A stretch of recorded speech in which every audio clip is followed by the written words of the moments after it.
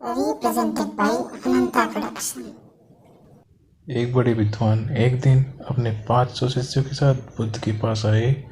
उनके मन में बहुत सारे प्रश्न थे, उनको उसके उत्तर चाहिए थे। बुद्ध ने एक शर्त रखी, 1 वर्ष तक मौन रहकर आए तभी वह उत्तर देंगे।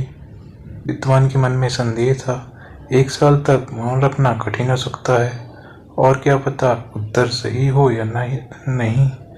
उसका एक दूसरा शिष्य सारिपुत्र हंसते हुए बोला, तुम्हें इनकी बातों पर ध्यान नहीं देना चाहिए, ये धोखेबाज हैं। मैं भी इनके पास प्रश्न लेकर आया था।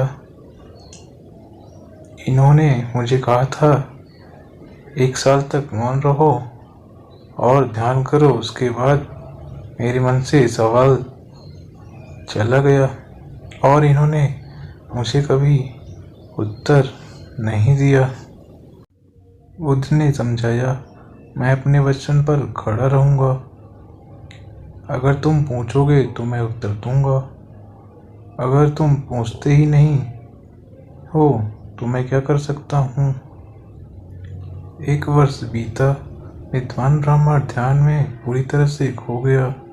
भीतर की बातचीत समाप्त हो गई और उसके मन में प्रश्न भी समाप्त हो गए। उसका वर्ष का इंतजार भी खत्म हो गया। एक दिन बुद्ध ने कहा, आज तुम्हारे वर्ष का आखिरी दिन है। आज ही के 1 साल पहले तुम यहाँ आए थे और मैंने तुम्हें उत्तर देने का वचन दिया था। अब तुम प्रश्न पूछ सकते हो। विद्वान ब्राह्मण हंसने लगे और उन्होंने कहा, तुमने मुझे भी धोखा दिया। वह सारिपुत्र सच कह रहा था। अब कोई प्रश्न ही नहीं बचा है। मेरे पास पूछने के लिए कुछ है ही नहीं अब। तब बुद्ध ने समझाया, प्रश्न के अभाव में समस्याओं का अस्तित्व नहीं होता है। समस्याएं हमारे मन से होती हैं, हमारे विचारों से उत्पन्न होती हैं।